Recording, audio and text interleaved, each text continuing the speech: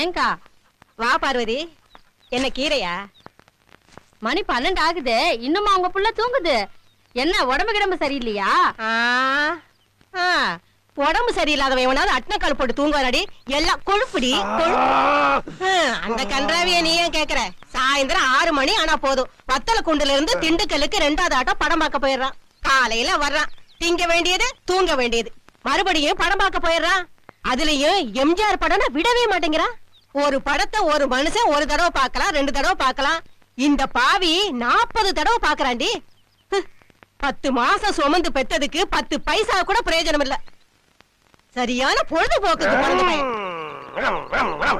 ஏதோ அந்த கூறுகட்ட மனுஷன் 4 ஏக்கரவ விட்டுட்டு போனனாலதான் அதுல வர்ற நெல்லையும் கம்பையும் வச்சு இவனுக்கு ஆக்கி கொட்டுற.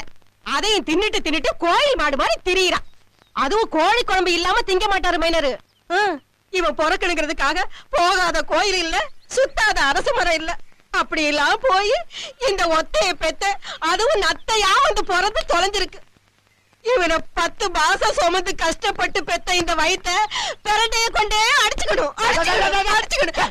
என்ன என்ன பெரிய 10 மாசம் கஷ்டப்பட்ட? உள்ள ஒரு இருட்டு, ஒரு லைட் கிடையாது, ஒரு ஃபேன் கிடையாது, ஒரு ஏசி கிடையாது, கரண்ட் படுக்க ஒரு பெட்டு கிடையாது, பேச்சு துறைக்கு ஒரு ஆள் கிடையாது, தவிச்ச வாய்க்கு தண்ணி தர ஒரு நாதி இல்ல. சரி நம்மளா போய் குடிச்சு தொலைவனு பார்த்தாலும் ஒரு செம்பு கிடையாது. என்ன பெரிய கஷ்டப்பட்ட? கண்ணை கட்டி காட்டுக்குள்ள விட்ட மாதிரி வடக்கும் தெரியாம கிழக்கும் தெரியாம சிறைச்சாலையில கிடந்திருக்கேன் நான். அது எப்படி கிடந்தேன்? அப்படியே 10 மாசமா குரங்கு மாதிரியே இப்படியே குத்த வச்சே உட்கார்ந்து இருந்தேன். எங்க 2 நிமிஷம் நீ குத்த வை பாப்போம். குத்த வை. என்ன வச்சு எவ்வளவு ஜாலியா இருந்த நீ? நல்ல 10 மாசமா ஒரே விளாக்கல்.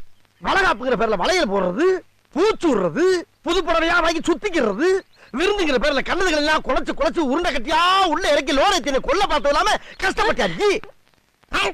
சரி அவ்வளவு தின்னு இல்ல, பிள்ளை கலரா பறக்கணும் 100 கிராம் குங்குமம் வாங்கி முடிங்க வெள்ளையா பிறந்த. யார் கஷ்டப்படுறது, யார் பேர் வாக்குறது?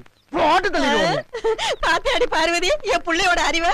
இந்த உலகத்துல மக்க மனுஷ தோண்ட காலத்துல இருந்து இப்படி ஒரு விளக்கத்தை யாரா சொல்லிருக்காங்களா? இல்ல யாருக்காவது தோணி இருக்குமா? இவ்வளவு சிந்திச்சுக்கிட்டு தானே இந்த பயப்புள்ள இந்த வயத்துல கிடந்திருக்கா.